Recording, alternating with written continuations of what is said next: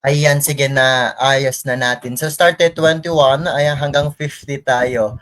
Ayan, sige, wala nang eme-eme. Start tayo. Number 21. Ayan, the amphitheater in Roman Empire where the public could enjoy gladiatorial combats and other forms of entertainment. Is it Angkor Wat, Taj Mahal, Parthenon, Colosseum?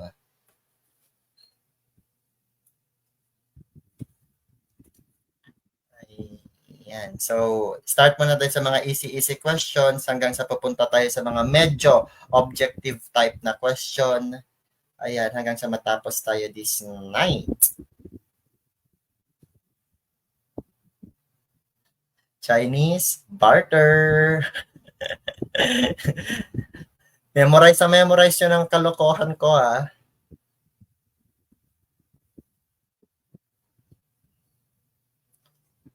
Sige, sige. Paki-comment lang po ng kanilang mga sagot.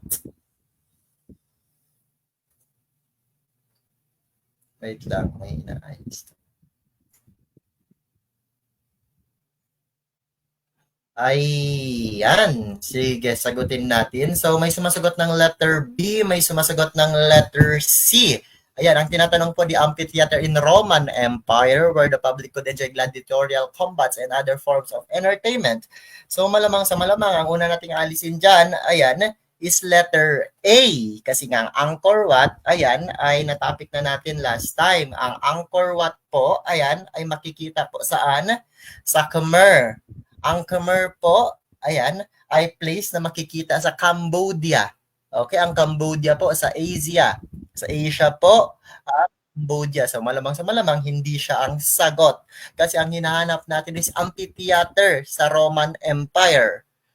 Next po, letter B. Sa mga sumasagot po ng letter B, ayan, malayong-malayo din naman po yan sa sagot. Kasi nga ang Taj Mahal, ayan, ay makikita natin sa India. Okay, dyan pa lang sa place, ayan, malayong-malayo na talaga siya sa Roman Empire. Kaya hindi din po sagot natin ang letter B. So alisin na natin ang letter A at letter B kasi nga ang Angkor Wat, ulitin ko, sa Khmer yan, Cambodia, ang Taj Mahal, pinagawa ni Shah Jahan para sa kanyang asawa na namatay, ayan, which is makikita sa India. So, meron tayong Parthenon at Colosseum.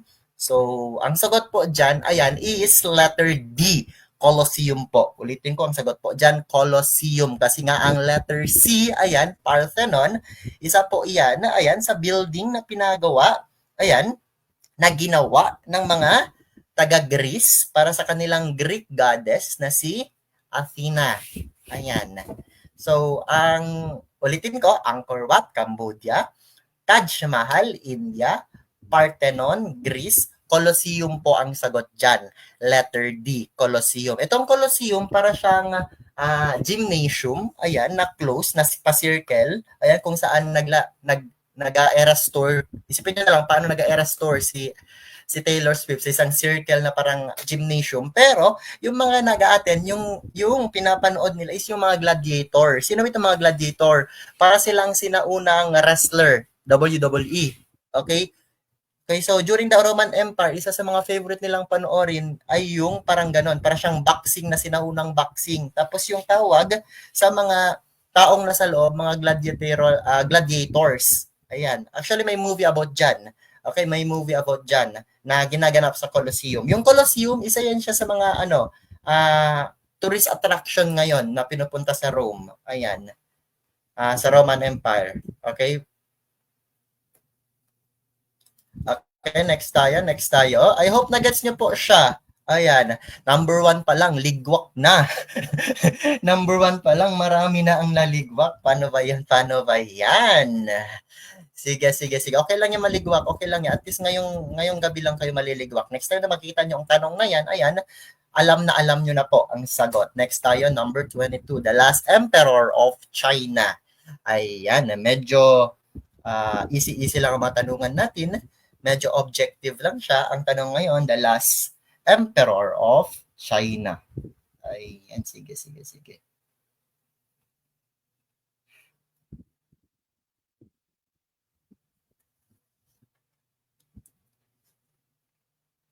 Is it Mao Zedong? It's Henry Puyi, it's Lee Kuan Yew, or Nelson Mandela?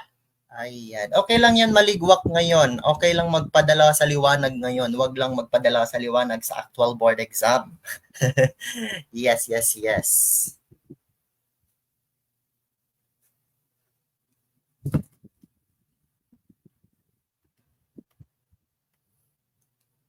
Kaya lang sagot niya dito. Okay, may sumasagot ng letter A sa number 22. May sumasagot ng letter C. May sumasagot ng letter B. Ayan, kulang na lang tayo letter D. Ayan, fruit salad po ang number 22 natin ngayong gabi. Ayan, kulang na lang po ng isang letter fruit salad po tayo sa number 22. Ayan, easy lang naman yan. Sino ang last emperor ng China? Malamang sa malamang, hahanapin ninyo yung pangalan na medyo, ayan, parang Chinese ang atake. Okay, so malamang sa malamang, walang sasagot ng letter D. Kasi nga itong si Nelson Mandela, ayan, hindi number one, ayan, hindi naman pang Chinese kung pakinggan ang pangalan ni Nelson Mandela. At tama tayo dyan. Kasi nga, yang si Nelson Mandela ay makikita saan? Sa Africa po. Okay, sa Africa po makikita, ayan, si Nelson Mandela. Isa po siya sa mga leader ng Africa na kung saan siya po ang lumaban, ayan, laban sa apartheid or yung discrimination, ayan, or separation of white and black. So medyo nadi-discriminate yung mga maiitim. Ayan, so pinaglaban yan ni Nelson Mandela ang ganyan. So alis na tayo sa letter D. Ayan. So, number 22, the last emperor of China, meron tayong Mao Zedong, Henry Puyi, ayan, at Lee Kuan Yew. Sino kaya sa tatlong yan? Is it Mao Zedong, Henry Puyi, or Lee Kuan Yew? Okay, ang una nating aalisin na naman, ang second nating aalisin, ayan, syempre, ayan, Lee Kuan Yew. Hindi po makikita sa China si Lee Kuan Yew. Kaya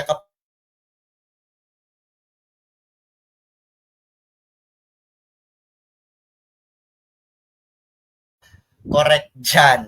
Ayan. Kasi si Lee Kuan Yew, ayan, ay makikita po sa place na Singapore. Okay, si Lee Kuan Yew, taga Singapore po siya. Siya po yung, ayan, isikat po siya bilang isa sa mga pinakamagaling na leader sa Singapore na kung saan ayaw niya sa drugs, ayaw niya sa kurakot, ayaw niya sa korap. Ayan. At nang dahil sa kanya, umangat po ang Singapore. Okay, si Lee Kuan Yew po yan.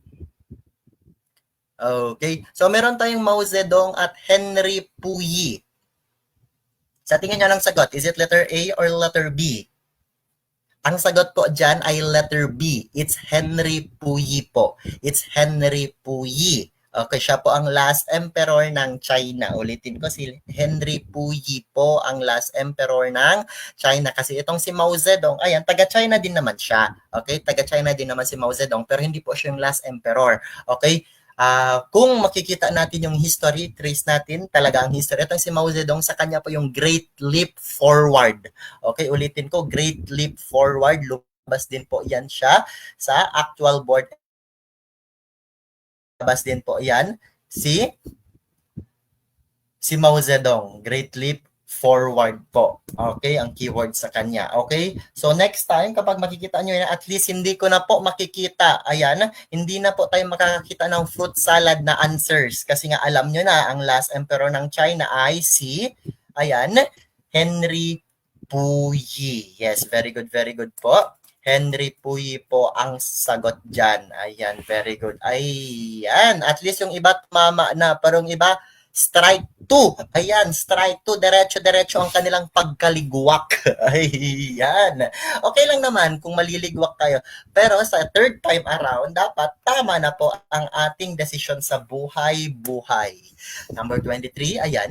His death became one of the reasons of the start of the First World War. Is it Benito Mussolini, Adolf Hitler, Prince Archduke Ferdinand, or Hirohito? Sino pong sagot nyo dyan?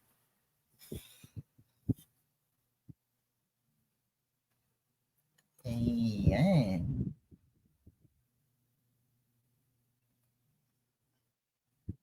Okay, ano kayong sagot dyan? Si Benito Mussolini. Ang inaas dito, ang pagkamatay niya daw, ayan, ito po yung nag-spark. Isa sa mga primary reason kung bakit meron or kung bakit nag-exist or nag-spark or nag-umpisa ang World War, ayan, One. Okay, hindi po World War II ha. Ulitin ko po, hindi po World War II. Kasi, ayan, sabihin ko na in advance, ang iba sa mga choices na yan ay nag-exist. Ayan, ang ibang mga leader dyan ay nag-exist during the World War II. Ang inaas dyan sa tanong na yan, kung sino do ang primary reason, ayan, kung bakit nag-exist ang World War I.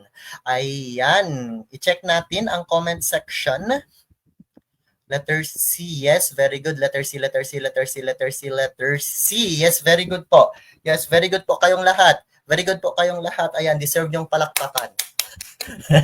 Yes po, it's Prince Archduke Ferdinand. Ay, at least naman may nagawa na kayong tama lahat as a whole.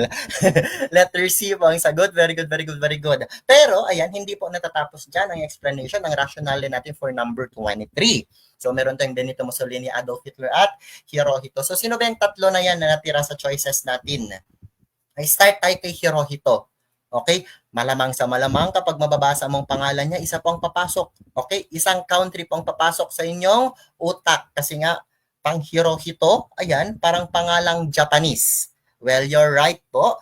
Well, you're right po. Kasi po, itong si Hirohito po, siya po yung leader. Okay? Siya po yung, ayan, siya po yung nasa taas ng gobyerno, ayan, during World War II at siya po yung leader ng Japan. Ulitin ko po, si Hirohito po ang leader ng Japan. So meron tayong Benito Mussolini at Adolf Hitler. So sino ba yung Adolf Hitler at Benito Mussolini? Ayan, alam ko, familiar na po kayo kay Adolf Hitler kasi makikita po si Adolf Hitler saan? Yes, makikita po siya sa Germany. Ayan, siya po ay makikita sa Germany. Ang tawag niya po sa mga ano niya, okay, ang tawag po natin sa mga sundalo na makikita sa Germany, ayan, is what? Nazi po, Nazi. Okay, Nazi or Nazi, ayan, taga Germany. Ang sa Japanese naman, ang tawag natin sa sundalo ng mga Japanese. Okay, Kempetei. Okay, Kempetai. Siguro i-comment ko na lang, Nazi po, ayan, for Japanese. Kempetai po, ayan, Nazi po for German. Okay, Kempetai po for, ayan, Japanese. Ayan, tapos si Benito Mussolini po, ayan, ay makikita nyo po sa Italy. Okay, fascist po naman po, yan siya. Ayan, kinoment ko na po. Okay, meron tayong Nazi, Kempetay at fascist. Nazi, ayan, Adolf Hitler. Example, Kempetay. Example, Hirohito. Fascist naman po, ayan, Benito Mussolini na makikita saan? Ayan, Italy. Ayan, so at least ngayong gabi kilala nyo na po yung apat na yan. Okay, ang apat na yan. So ang isang reason kung bakit, ayan, may World War I is kay Archduke Ferdinand. Very good, very good, very good. Proceed tayo sa next, number 24.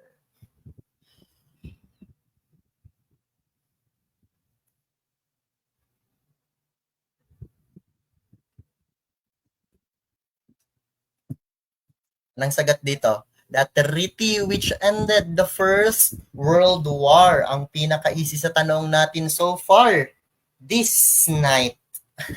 Ayan, kapag magkakamali pa ang ating buhay-buhay ngayon, ayan, iiyak na ako. Char. Sige lang, kaya lang to. Ayan, may sumagot na ng letter A. Okay, dinadagdagan na ng iba. Ayan, sumasagot na sila ng letter A. Ayan, very good, very good. Dumarami na sila at ang sagot nila ay letter A at very good po. Very good po. Letter A po ang sagot dyan. Easy lang po. Ang treaty na nag-end ng World War I ay Treaty of Versailles. Ayan, very good, very good, very good. Ang Treaty of Paris po, yes, World War I pa rin yan. Ayan, pero isa lang po siya sa mga treaty, ayan, na, ayan, medyo nagpa-stop ng World War I. Okay, so sa pinaka-famous na lumalabas sa board exam, anong nangyari sa Paris? Ayan, nandito po nangyari. Dito po, ayan, makikita ang bentahan. Okay, sa pagitan ng Amerika at ng Espanya na kung saan ang Espanya ay ibinenta, okay, ang kanilang mga hinahawakang mga country, ayan, papuntang Amerika. So, isa lang man po sa mga country na ibinenta is yung Pilipinas. Okay, kasama ang Puerto Rico, kasama ang iba, ang Cuba at marami pang iba. Ayan. So, sa Treaty of Paris yun na ano. So, ang Treaty of Potsdam naman, saan yan? Siyan po yung treaty na nag-end ng World War. Yes, World War II. Yes, very good, very good, very good. Next tayo. Ayan. Treaty of Tordesillas naman po. Ayan, yung pagde-divide po. Ayan. Okay, sabi ni Sir American Lahamin, the top one. Ayan, Spanish-American War, Paris. Ayan, very good, very good, very good. Ang Treaty of Tordesillas, ano ito? Okay? Treaty of Tordesillas is pagde-divide po ng what? Ayan, try natin. Hindi ko muna isasagot. Wait ako sa comment. Treaty of Tordesillas, anong treaty po yan?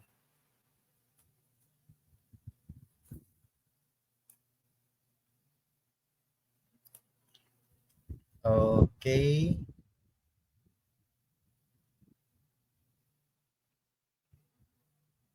Yes, very good. Yan po yung pinag-usapan ng anong bansa? Ayan. Pinag-usapan po ng Spain at Portugal. Ayan, ito during 1500s para hindi po mahirapan. Ayan, para hindi po mahirapan sila sa kanilang ayan, para hindi po magkaroon ng malaking gulo in the near future. Ayan, nagkaroon po ng Treaty of Tordesillas na kung saan pupunta ng west at east yung dalawang panig. Ay, yan. Next tayo, number 25.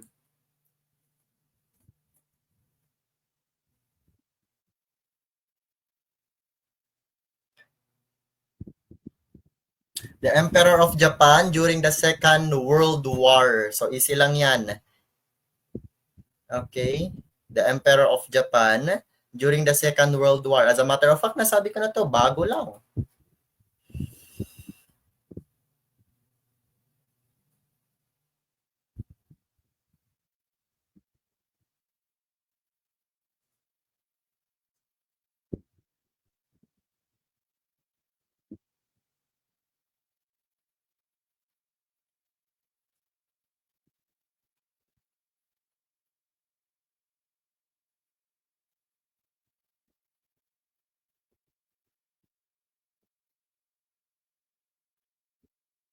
Okay, syempre, ang sagot po natin dyan is, very good, it's letter D. Okay, letter D po, Hirohito po, nasabi na natin yan kanina. Ayan, si Ma'am Nuzihan Nur, ay, nag-letter F ka naman. Be, may letter ka ba na hindi namin nakikita? Sige lang, madam. Ayan, sige lang. So, ayan, para hindi kayo mahilo, itong si Matsuhito, ayan, si Matsuhito po, ayan, famous po yan siya. Ayan, siya po yung 122nd Emperor ng Japan. Ayan, at sa kanya rin po, ayan, ang nag-evolve yung Japan. Okay, from feudal state na naging capitalist, okay, country na po yung Japan. Okay? Next tayo, ayan, si Akihito.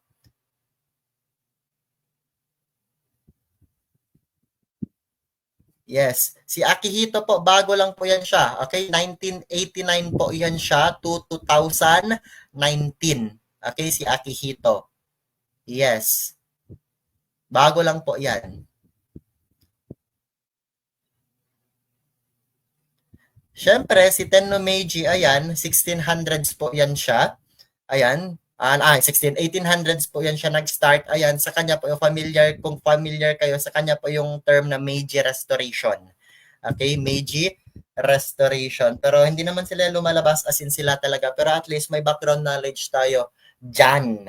Okay, dyan. At least may background knowledge tayo dyan. Next tayo, number 26. The last US military bases who surrendered to the Japanese.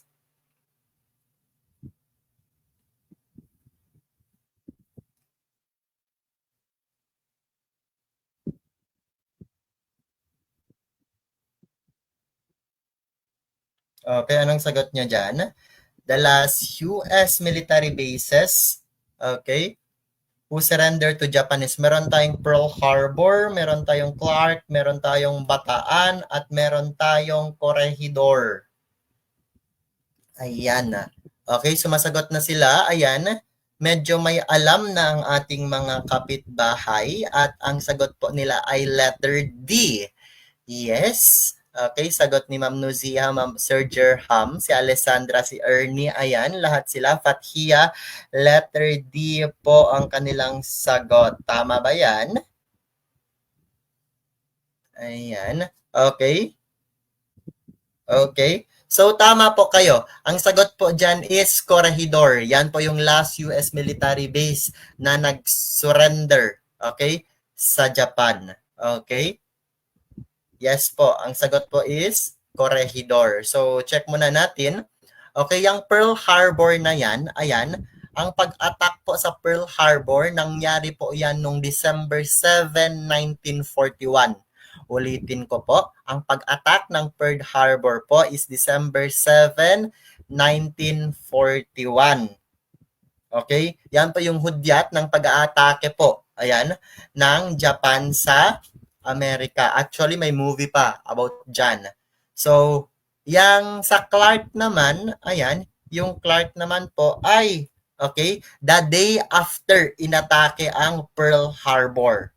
Okay, ang Clark naman po, or Clark Ace, ay Clark Air Base bombing, ayan, one day after po, okay, December 8 naman po yan siya, nangyayari. Okay, sa Pilipinas po yan, ang Clark, okay.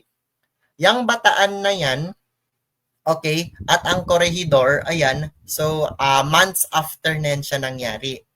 Okay? Yung Battle of Bataan, syempre, familiar tayo kasi nga after that, nagkaroon tayo ng Bataan Death March. At ang sagot dyan, Corregidor, kasi nangyari yan, if I'm not mistaken, May 1942. Okay, May 1942. Ang letter A at letter B, ayan, 1941 yan nangyari. Okay, yung letter C at letter D, ayan, 1942 po. Ayan. Ayan. I hope, ayan, nag-gets nyo po siya. Next tayo, number 27. The program of Mao Zedong, which encouraged the collective leadership. A. 100 Flower Movement. B. Great Leap Forward. C. Ostracism. At D. Civil Service Program.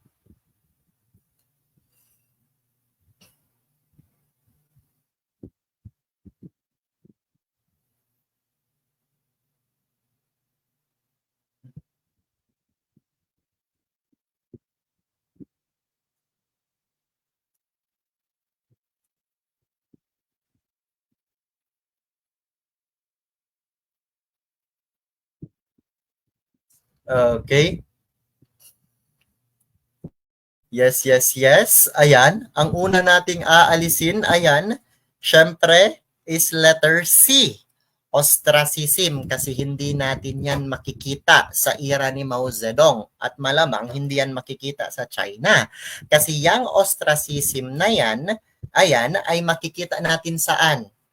Okay? Sa bansang Greece po, sa bansang Greece po, particularly sa bansang Athens. Okay, sa bansang Athens po. So ano bang nangyayari diyan sa ostracism na yan? So ang bawat tao po, ayan, ay natitipon po sila, ayan, sa isang specific na araw, ayan, at lahat sila ay boboto. Okay, kung sino yung sa tingin nila is nakakabigay ng pinsala sa kanilang place. At once na pangalan mo po ang may pinakamaraming boto, during that time, ayan, during sa oras na yan, kayo po ay papaialisin, okay, sa city-state ng Athens. Ang tawag po, ayan, ang tawag po sa paraang iyon ay ostracism. Okay, next tayo, meron tayong, ayan, Civil Service Program. Okay? Civil Service naman po, dynasty naman yan siya kapag makikita natin sa board exam. Ang tanong dyan, ayan, saang dynasty daw? Ayan, makikita natin ang pag-usbong ng civil service. Ayan, kasama para makapasok sa panunungkulan and everything. Ang sagot po dyan, during the Han Dynasty. Ayan, so meron tayong letter A at letter B po. Yan na lang po ang natira. Ayan, kaya ang isasagot po natin dyan kapag Mao Zedong po, ayan, okay, collective leadership, great leap forward po. Okay, great leap forward. Actually po, ang 100 Flower Movement po, ayan, may kinalaman din po dyan si, ayan, Mao Zedong. Okay, may kinalaman din po. Pero itong 100 Flower Movement kasi ito yung parang movement nila, ayan, laban sa pamahalaan in a peaceful way. Okay? Pero ang Great Leap Forward kasi yan yung isa sa mga controversial na ginawa ni Mao Zedong during his time, okay, under his leadership na kung saan gusto niya, ayan, magiging leading po, ayan, ang China, okay, when it comes to palakasan or economy. Okay? So, siguro mamaya explain natin yung Great Leap Forward. May question talaga for that. Ayan. So, focus muna tayo dito sa 100 Flower Movement. Ayan, nangyari po yan. Okay? Nangyari po yan 1956 to 1957 po. Okay, nangyari po yan.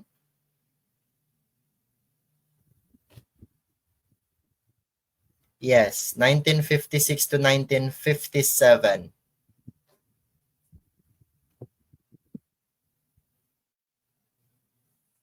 Okay. Am I audible?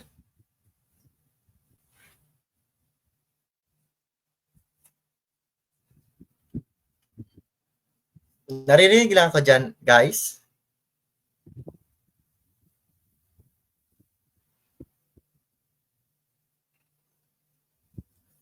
Yes, naririnig lang daw tayo. Sige, sige, sige. Yung ulitin ko ha, yung 100 Flowers Movement, ayan. Ito yung movement, ayan, na ang nag-spearhead ay si Mao Zedong. Pero ang primary purpose ng movement na yan is to encourage po the intellectuals, ayan, mga scholars at yung taong bayan to express their opinion, okay, regarding, okay, the government policies and social issues. Yan po yung 100 Flower Movement. Okay, yung Great Leap Forward naman po, yes, kay Mao Zedong yan, pero isa po yan siya mga controversial na nagawa niya na kung saan ang gusto niya maging leading po, ayan, ang China sa ekonomiya worldwide, kaya ginamit niya ang kanyang kapangyarihan upang gumawa ng Great Leap Forward. 5-year plan niyan siya, ayan, upang magparami, ayan, ng stock, ayan, para sa paggawaan nila ng bakal. So, na-divide into two.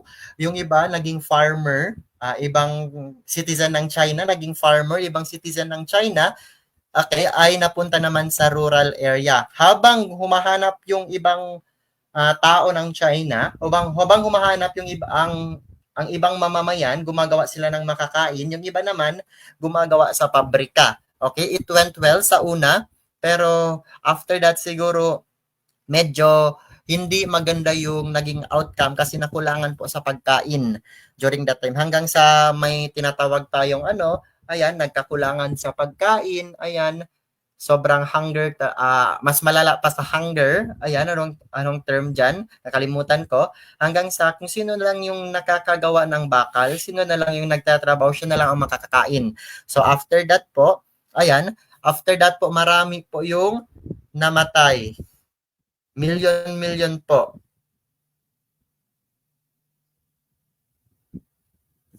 Okay? Madami po yung namatay ng dahil doon. Ayan, next tayo, number 28. The segregation of black and white in South Africa. Is it apartheid, caste system, culture system, or commune? Is it A, B, C, or D?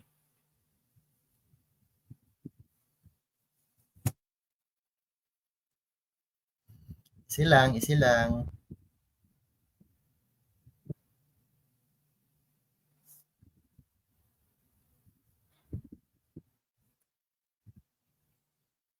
Yes.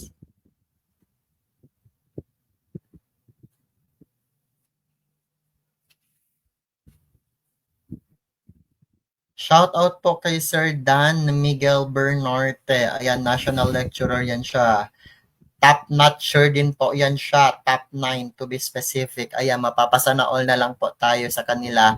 And also, pa-shout out po kay Sir Jeric Humantok Ambrad. Ayan, sa mga babies ko dyan, sa social studies majorship, ayan, watching po.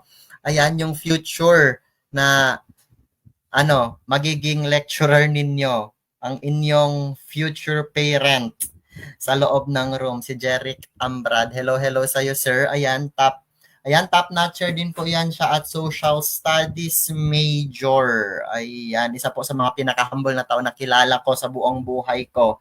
Ayan, kasi hindi mo mafe-feel talaga na mataas ang tingin niya sa sarili niya despite, ayan, top 5 pa yan siya, top 5 pa yan po yan siya during their time. Ayan, hello, hello po sa iyo, Sir Jack. Musta po kayo dyan? Ayan, I hope you are, okay, nasa mabuting kalagayan na. Sige. Sige, number 28 tayo. The segregation of black and white in South Africa is letter A. Very good po. Okay, apartheid po ang sagot dyan.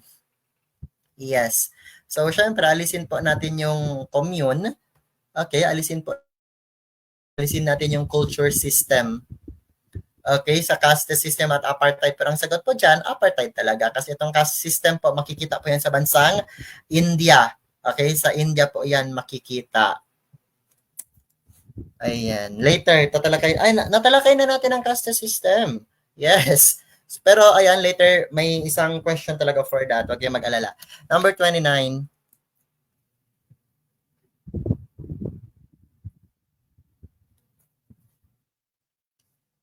With the father of independence of India. Is it Nelson Mandela, Ali Jinnah, Ho Chi Minh, or Mohandas Gandhi? Is it A, B, C, or D?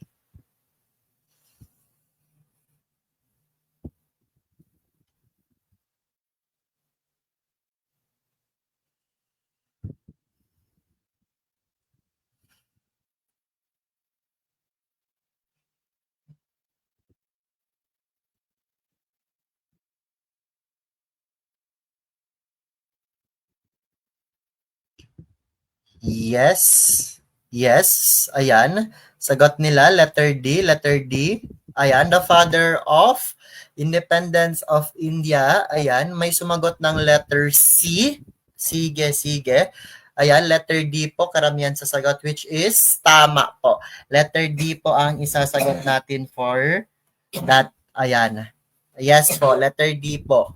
Mohandas Gandhi or Mahatma Gandhi. Siya po yung father of independence of India. Isa po siya sa gumamit, ayan, na lumaban laban sa mga mananakop using non-violence po. Okay, hindi po siya gumagamit ng dahas. Ayan, during, ayan, sa kanilang, revolution. Okay, or tinatawag na non-violence or satyagraha. Okay, or at ahimsa. Ayan. So, Nelson Mandela, na-explain na natin. Itong si Ali Jinnah, leader naman yan siya ng Muslim. Okay, ng mga Muslim sa India. Okay? So, nung nakalaya na po sila laban sa mananakop, which is, ayan, yung mga English people from Europe, ayan, itong after nun, ayan, medyo hindi naman po nag-went well ang relationship ng mga Muslim at Hindu sa India. Kaya after that, hindi po nagtagal ay, okay, nagkaroon naman po ng division. Okay? Okay, ang mga Hindu ay nagstay sa India at ang mga Muslim po ayan ay nabigyan po ng lupa, portion ng lupa ng India which is naging Pakistan ngayon. At ang leader po nila during that time ay si Ali Jinnah. Okay. Okay, ganyan lang po. Isa lang po siya. Number 30 tayo, the declaration which created the nation of Israel. Ayan. Is it Balfour Declaration, Nanking, Treaty of Pamunhon, or United Nation Declaration?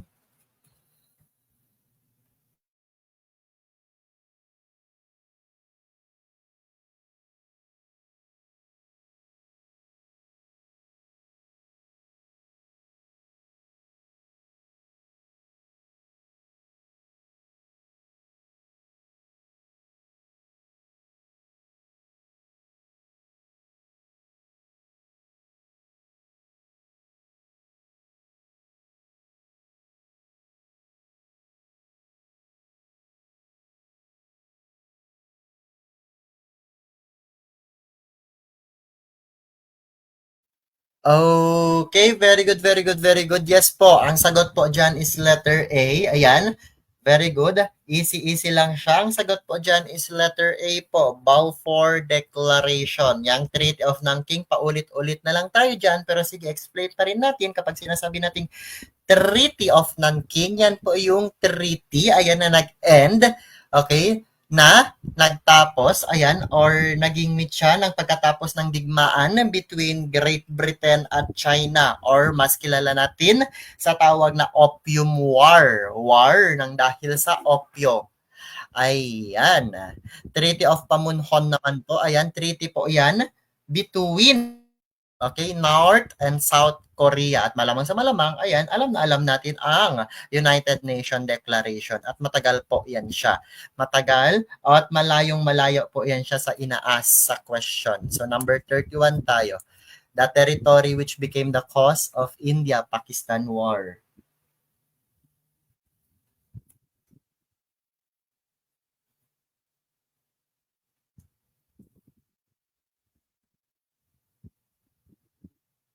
Shat al-Arab, Suez Canal, Kashmir, or South China Sea? Okay, so medyo ano siya, medyo papasok na siguro tayo sa, yes, medyo papasok na tayo sa, ano, pagka-geography something.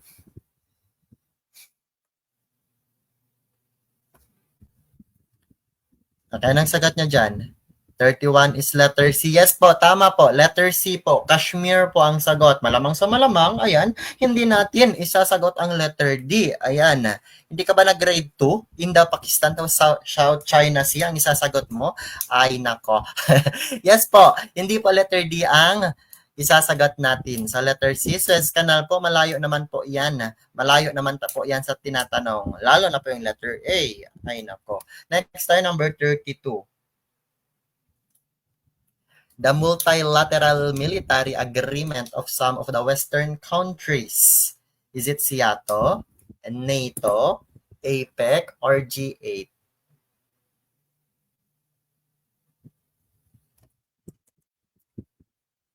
Okay.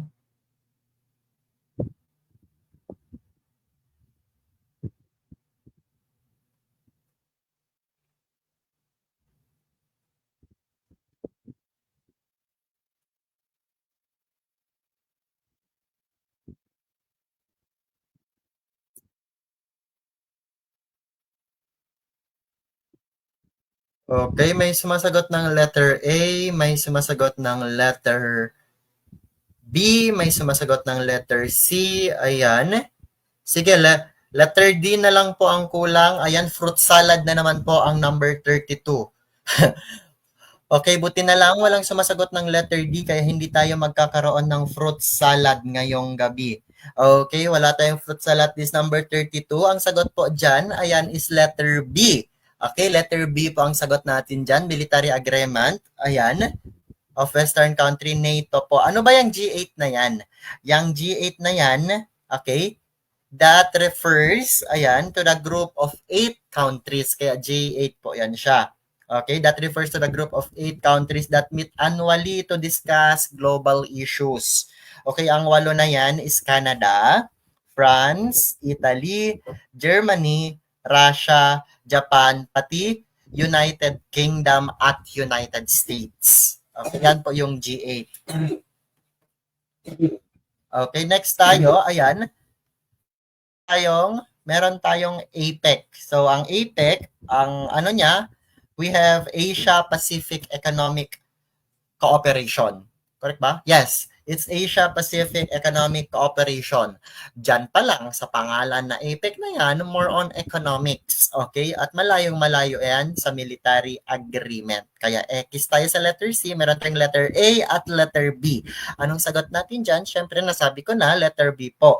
Ayan. NATO. Kasi ang SEATO po, Southeast Asia Organization po. Southeast Asia Treaty Organization. Southeast Asia, tapos Western. Ang Western naman po, ang tinatalakay niyan, ayan, nagtatalk about yan siya saan?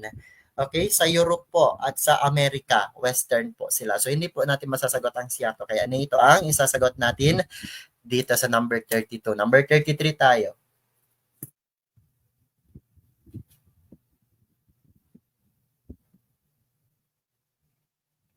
the author of The Clash of Civilization? Is it Michael Foucault? Ayan. Is that Michael Foucault? Is that Herodotus? Is that H.G. Wells or Samuel Huntington? Okay. Okay, may sumasagot ng letter A, Michael Foucault. May sumasagot ng letter D, Samuel Huntington.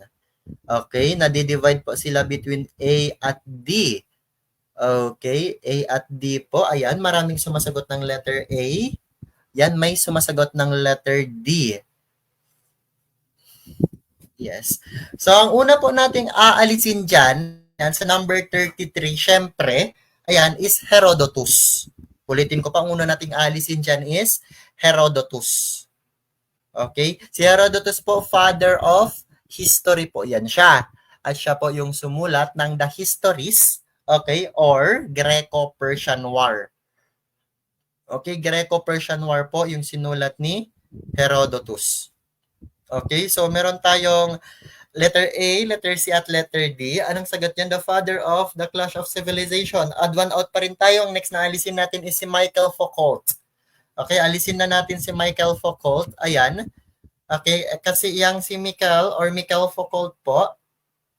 Okay, French historian po yan si Michael Foucault. Ulitin ko.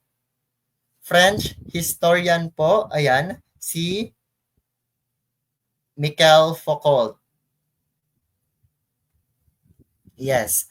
So, dito muna tayo mag-focus kay H.G. Wells at Samuel Huntington. Okay? Ang tamang sagot po sa sa sagot na number dito is letter D, Samuel Huntington, The Clash of Civilizations. Okay, kaya ang sagot po, okay, letter D, Samuel Huntington po. Siya pang sumulat ng The Clash of Civilization. Letter D ang sagot. Pero, okay, syempre, ayan, i-explain ko rin kung sino yan si H.G. Wells. Si H.G. Wells po, okay, sumulat po siya ng libro. Okay? Ang title po ng libro, ayan, The War That End All War. Okay, something like that ang tanungan. Ang war daw na tumatapos sa lahat ng war. Okay? Ang tanong, anong world war ang sinasabi ni H.G. Wells? Anong pino-point out niya doon sa sinabi niya, the war that ends all wars? Is it World War I or World War II? Paki-comment nga. Ulitin ko, si H.G. Wells, siya po yung sumulat ng the war that end all wars. Pero ang tanong, ano yung sinasabihan niya na nag-end daw ng all wars? Is it World War I or World War II? Okay, sabi ni James Almario, World War I daw. Ayan. Okay? Yes, very good po. Very good po. World War I po. Very good, Sir James Almario. Yan po yung sinasabi niya, the war that ends all war. Very good, very good, very good. Ayan. Okay, proceed tayo number 34. Nagets po ba? Bigay po ng heart react. Ayan.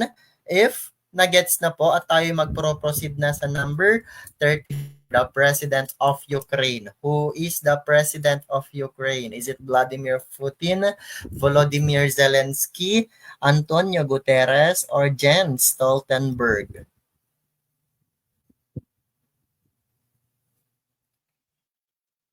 Yes, very good, Ma'am Fatia Mangkabong. Kasi nga, nung sinulat niya po yung, okay, yung sinulat ni H.G. Wells, during that time, wala pa kasing World War II. Kaya, yon yung nasulat niya. The war that ends all war. Very good, very good, very good.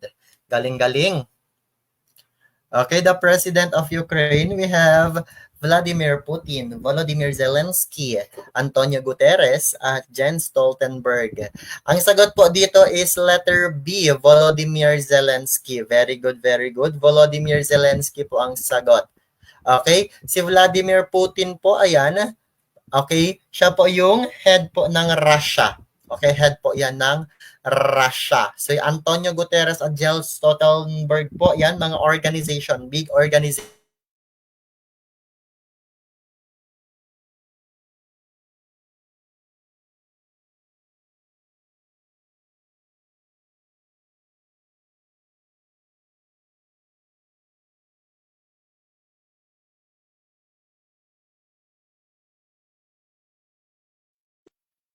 Okay?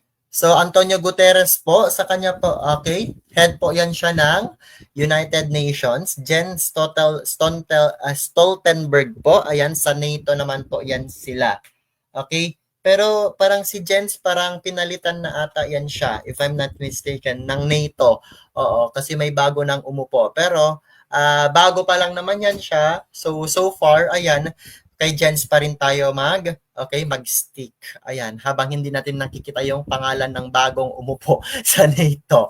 Ayan, next tayo, number 35, the highest decision body of United Nations, General Assembly, Trusteeship, Secretariat, or Security Council. Ayan, General Assembly, Trusteeship, Secretariat, or Security Council. Anong sagot nyo dyan? Paki-comment po.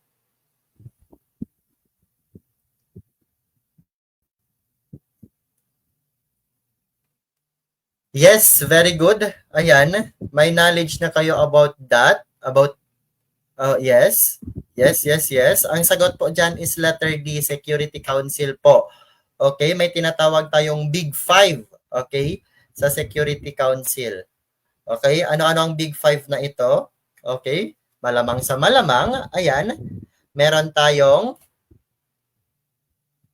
okay, malamang sa malamang, meron tayong United States, Great Britain, Russia, China, at France. Ayan. So, Secretariat naman po, yan po yung dyan po under yung mga ang gumagawa ng mga ayan, trusteeship council naman, sila yung humahawak sa mga bagong layang or bagong gawang mga states. Ayan, General Assembly. Okay, may representative po yan per country. Okay, Secretariat, sila yung gumagawa ng daily business, okay, ng United Nations. Number 36, the largest continent in the world. Ayan, ang pinakamahirap sa lahat ng tanong. Ayan, kung lalabas yan sa inyo, alhamdulillah na lang kayo. Perfect. Yes. The largest continent in the world. Is it Asia, Europe, South America, or North America?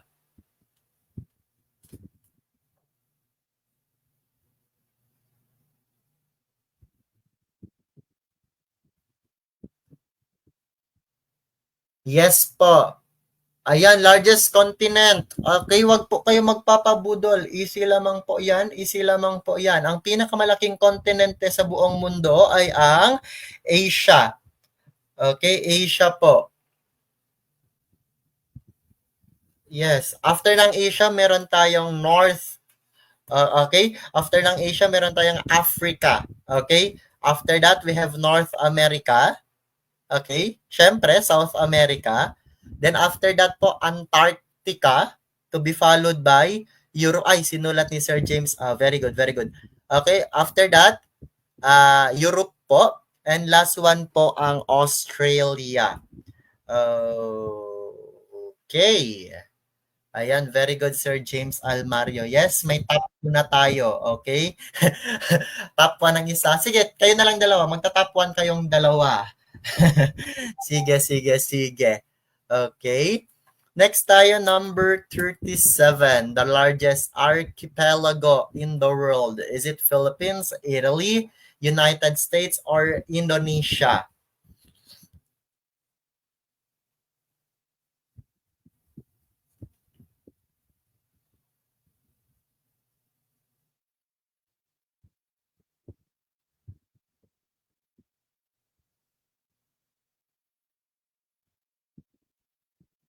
Okay, easy lang po. Largest archipelago po ang inaas dyan. So, easy naman po. Ayan, syempre, wag tayong main character. Okay, wag tayong pa-main character. At nang dahil hindi tayo main character, hindi po Pilipinas ang isasagot natin. Okay? Yes? Ang sagot po dyan ay Indonesia. Okay, Indonesia po ang isasagot natin dyan. Very good. Italy, yes. Magkasing laki lang daw po siya with Philippines. Lumalabas din sa Italy, boot-shaped peninsula. Okay, ilang island meron ang Pilipinas? Okay, paki-comment nga ilang island meron ang Pilipinas. Ayan, 7,641. Ulitin ko po, 7,641.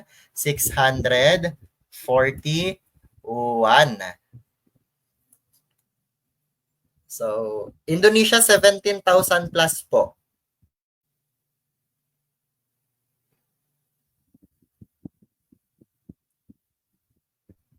Sige. Okay, very good, very good.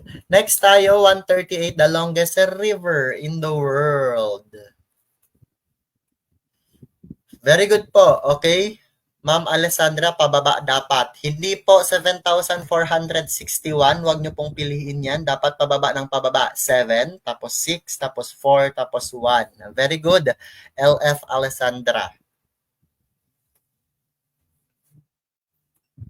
Longest river po, Yangtze, Nile, Congo, Amazon.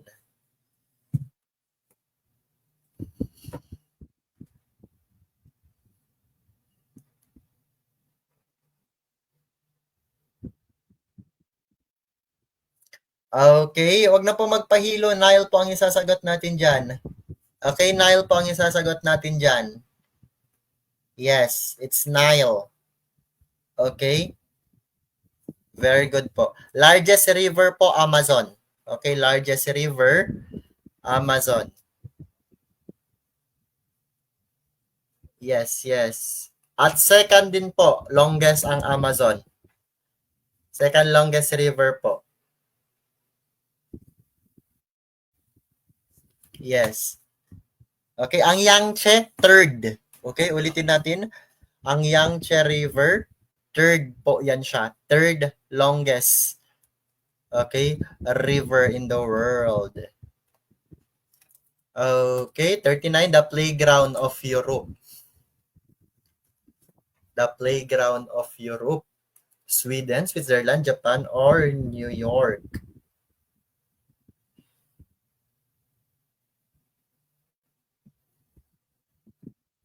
The playground of Europe. Siguro yung mga anak ko dito sa CBRC Majorship, gabi-gabi. Ayan, only data na kayo. May data na kayo kasi nga dapat magka-data para makasama sa live natin. Sige lang. Okay, playground of Europe. Anong isa ninyo? It's Sweden, Switzerland, Japan, or New York. Syempre, malamang. Okay? Mga abnormal na taong nagpapadala lang sa kadiliman na tumitirik ang mata ang sasagot ng Japan. Kasi nga, ang Japan, hindi po yan makikita sa Europe. Kaya, okay, mga hindi lang po nag-grade 2 ang sasagot dyan. Ang New York naman po, ayan, tanong ko ulit, ayan, ito bang si New York ay makikita sa New York? Ngek, ngek, ngek po, ang New York ay hindi makikita sa Europe. Okay, kaya letter A at letter B tayo magpo-focus. Is it Sweden or Switzerland? Yes, very good po. Ayan, ang sagot po dyan, ayan, it's Switzerland. Okay, Switzerland po ang playground ng Europe. Okay, Switzerland ang playground ng Europe. Number 40, the imaginary line which divided the world in North and South Hemisphere. Ayan. Easy lang yan. Ano daw ang nagdi-divide? Kung bakit meron tayong North at South.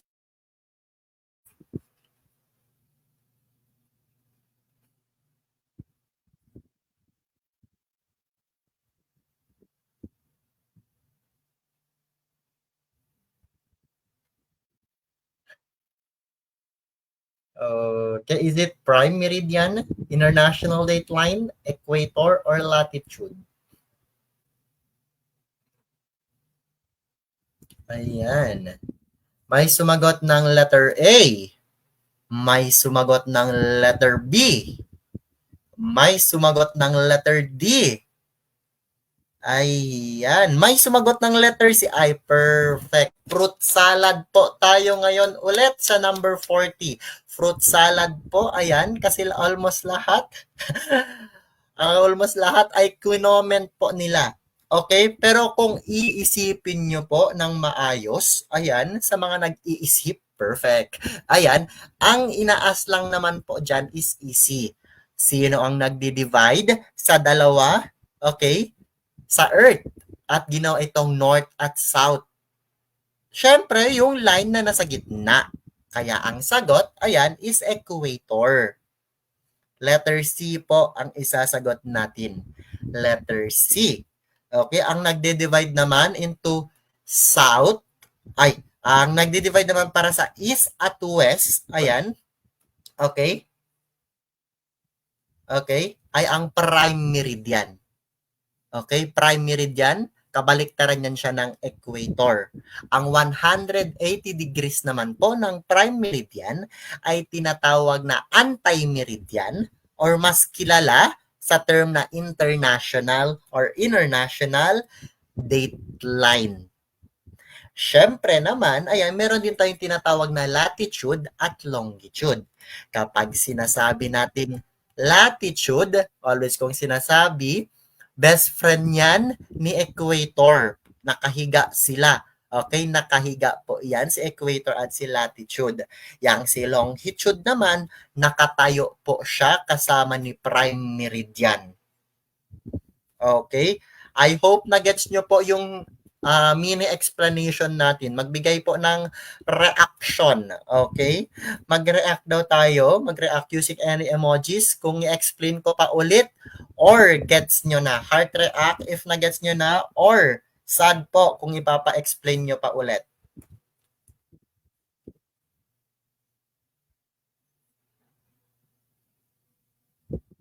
Okay, heart react. Yes, yes, yes. Nagegets na daw nila. Nagegets na. Very good, very good, very good. Ayan, at least nagets lang siya in one. Okay? Yes, yes, yes. Proceed tayo number 41. The longest mountain range in the Philippines. Okay, easy lamang po. In the Philippines po ang inaas. Huwag na mag-overthink, huwag na mag-overthink. Pilipinas lang po. Anong longest mountain range in the Philippines? Na, star pa ang binigay. Heart lang, naging star pa. Perfect, Sir Jerham. Yes, longest mountain range. May sumagot ng letter A. May sumagot ng letter B. Okay? A at B ang sagot nila. Sige, sige. Letter A at letter B sila. Okay, sinisigawan na ako ni LF Alessandra. Letter A! Perfect. Galing sumigaw ah. Ayan. Pero ang sagot po natin dyan is letter A. It's Sierra Madre. Okay, Sierra Madre po ang longest mountain range natin. Okay? Ang tallest or highest po, pinakamataas po, ayan, is Mount Apo. Okay? Ulitin ko 41. Kapag pinakamataas, okay, na mountain, okay, Mount Apo pinakamalaki. Pero kapag pinakamahaba, ayan, na mountain range, Sierra Madre. Okay, nagets ba? Gets nyo ba kumi? Yes, number 42 tayo. The land flowing with milk and honey. Ayan. Tallest mountain, sabi pa ni Antemo Kat Balaunan. Yes, yes, yes. The land flowing with milk and honey. Israel, Bhutan, Laos, or Pakistan?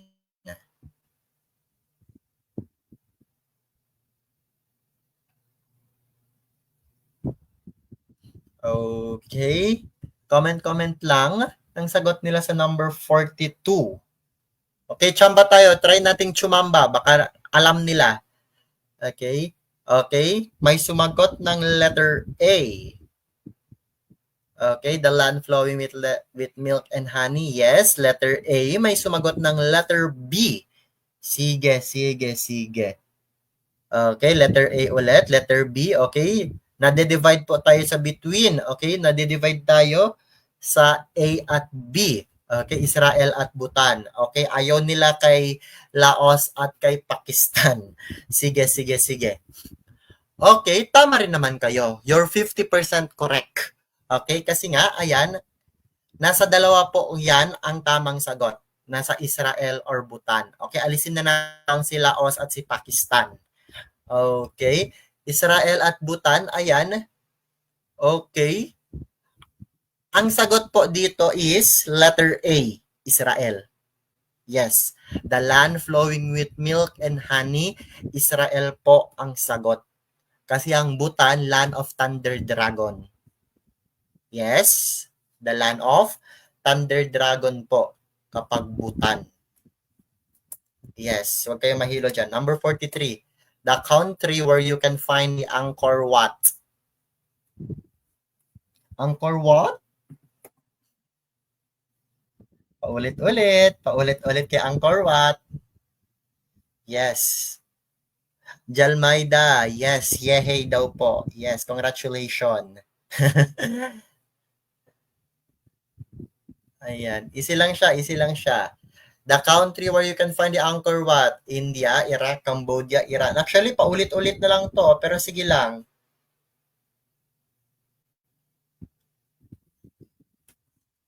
Okay, sagot nila is letter C. Ayan, sumisigaw ang iba, kinompleto pa ni Kat Balauan. Yes, Cambodia. Cambodian. Okay, okay. Very good po. Ang Angkor Wat, Angkor, makikita sa Khmer. Ang Khmer makikita sa Cambodia. Ang Iran po, ayan, yan po ang old, okay, ang old name niya po is Persia. Ang Iraq naman po, dyan po, okay, makikita, ayan, ang Mesopotamia. Ang India, dyan makikita ang Taj Mahal. Okay, andyan din makikita ang Hinduism, ang oldest religion. Okay, nang dahil dyan, nang dahil kay India, pinanganak din si Pakistan. Makikita nyo rin dyan sino? Mahatma Gandhi at si Ali Jinnah. Ayan, very good, very good, very good. Okay, ang tawag naman po sa sundalong sundalong Indian, Sepoy. Yes, number 44, the smallest state in the world. Ayan. Hanggang 10:20 lang tayo ngayong gabi. 10:20. Tapos, live tayo ulit sa 15. O hindi. Sa 15 tayo mag-live ulit. 15. Okay, so bukas, ayan, wala pa tayong live. Sa 15 tayo magla-live. The smallest state in the world, Canada, Saudi Arabia, Vatican, or Turkey. Okay, letter C, letter C, letter C, letter C. Hindi tayo magpapahirap pa. Very good, very good. Letter C po ang sagot nilang lahat. And tama po. Kasi po, letter C ang sagot natin. The smallest state in the world is Vatican. Number 5, the coldest desert in the world.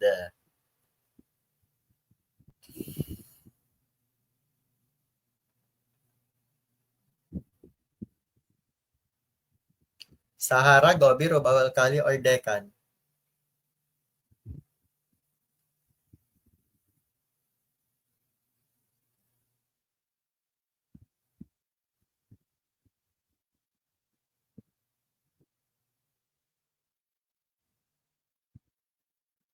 Okay. Coldest po ha. Coldest po ang inaas.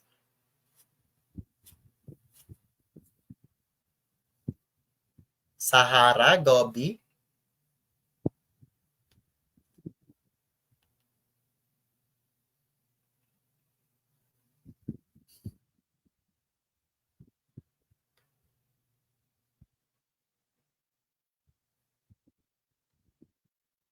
Okay, ang sagot po dyan ay hindi sila nagbabasa. Okay, hindi sila nagbabasa. Ang inaas, coldest. Okay, coldest. Ang sagot nyo lahat, Sahara. Ang tanong ko po, malamig ba ang Sahara? Hindi malamig sa Sahara. Mainit po sa Sahara. Kaya ang isasagot nyo dyan is Gobi Desert. Okay? Gobi Desert po. Isa po yan siya sa mga coldest desert in the world. Gobi Desert. Ang Gobi Desert po, makikita nyo po yan siya sa gitna. Okay? Sa gitna po ng Mongolia at China. Yes, very good, Sir James. Okay? Makikita po yan siya sa gitna ng Mongolia at China. Yes. Okay, ang Sahara, Trubkali po, mga Maiinit po yan sila na place. Okay?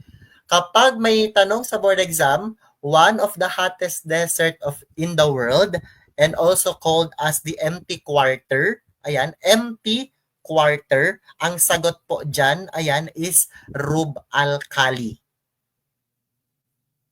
Okay? Rub al-Khali po, ayan, kapag one of the hottest desert, ayan, in the world. At kilala sa term na empty quarter.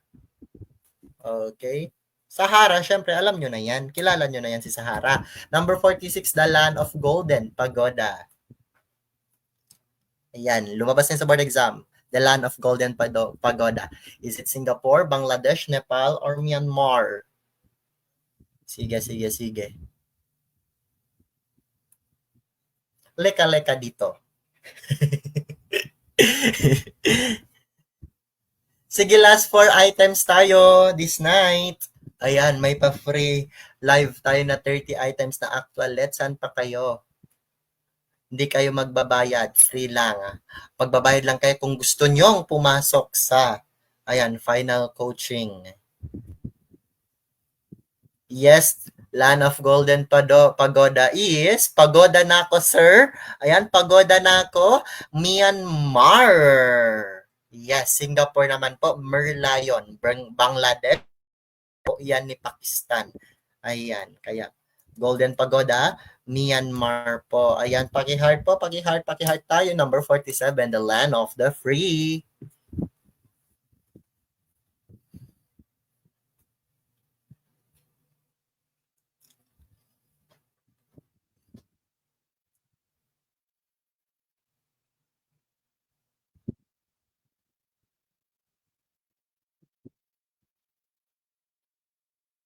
Okay, the land of the free. Is it Thailand, Japan, Taiwan, or Vietnam?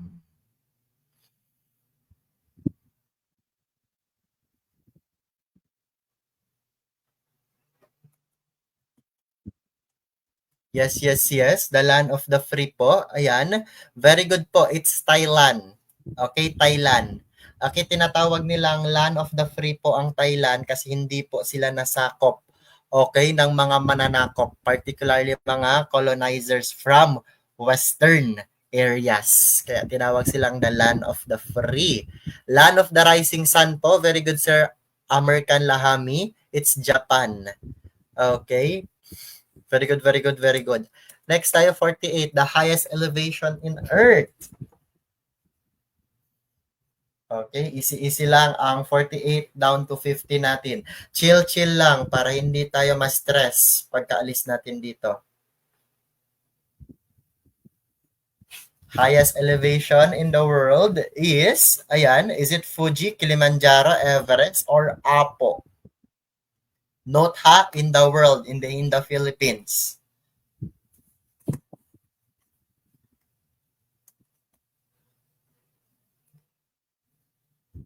Okay, highest elevation in the earth po or in the world po. Ayan, ang sagot po dyan is letter C, Mount Everest. Okay, pinalitan lang po yung tanong na highest mountain. Okay, highest elevation. Pinalitan lang. Pareho lang yun siya. Kaya ang isasagot natin dyan is Everest. Okay, Everest po. Ayan, last two. Number 49, the Black Island in Oceania. The Black Island in Oceania. Ayan. Polynesia, Melanesia, Micronesia, or Australanesia. Ayan. Isi lang yan siya. The Black Island in Oceania.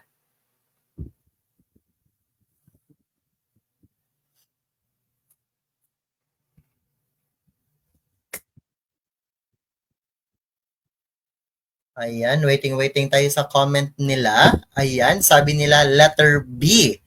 Okay? Letter B with question B. Ayan, ang comment nila. Sige.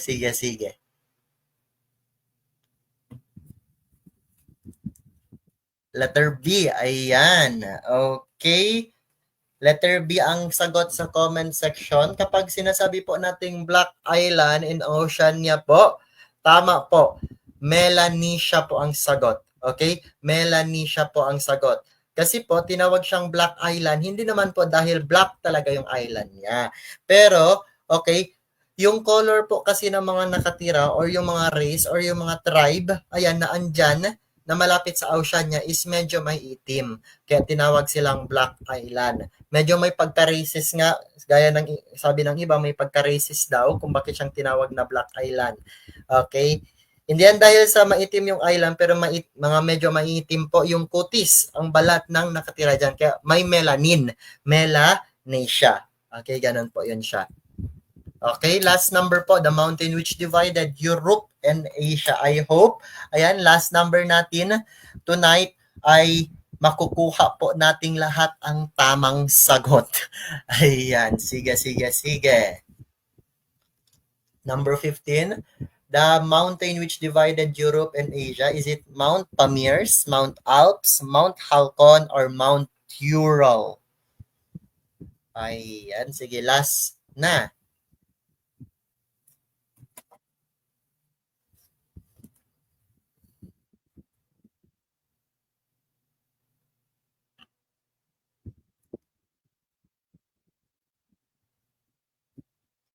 Okay, ang sagot po natin dyan, ayan, hindi na tayo magpapatagal pa. Ayan, alisin natin ang letter A at letter C. Alisin natin ang letter A at letter C. Letter B po, Mount Alps po. Ayan, makikita po yan sa Europe lang po. Highest, okay, mountain range po yan sa Europe. Ang Mount Ural po ang magdi-divide sa Europe at Asia. Ural Mountains. Kaya ang sagot po natin is letter D.